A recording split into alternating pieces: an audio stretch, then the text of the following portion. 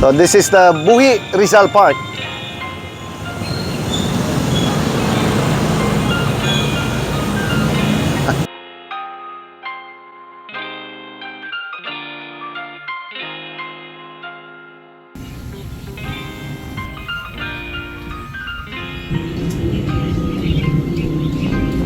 Ito, replica ito nung Lampara.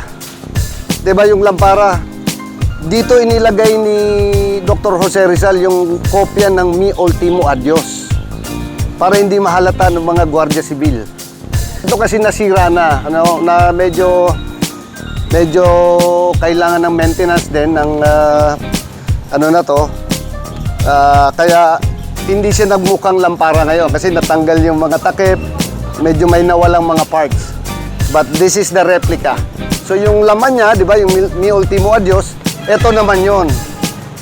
So, na-translate siya ng tatay ko, ni Sir Benjamin R. Saez, KGCR, into the dialect now language of Buhi.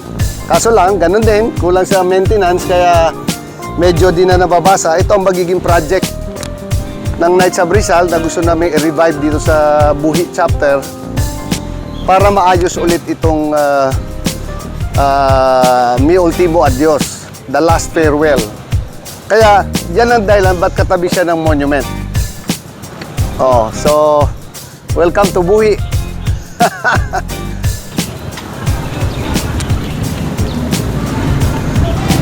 Ito naman, ito yung emblem natin. Official seal ng Knights of Rizal, Buhi chapter. Dito yung monument din ng veterans World War II and the veterans Korean War. 80 years old. 80 yun. 80 years old. Monument. Yan ang bukasan. Yan ay nilagay. Pinasok yung Ultimo Adios. Then sinara niya, binigay niya sa kapatid niya. Kaya nakalabas yung Ultimo Adios. Yun. Bago siya nakatay, lumabas din.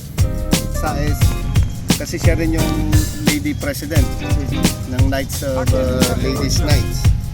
Noong November 1990, mag-asawa, my parents.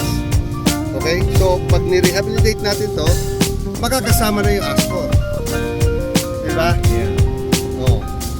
Through the help of Arizona Knights of Rizal, na-rehabilitate natin.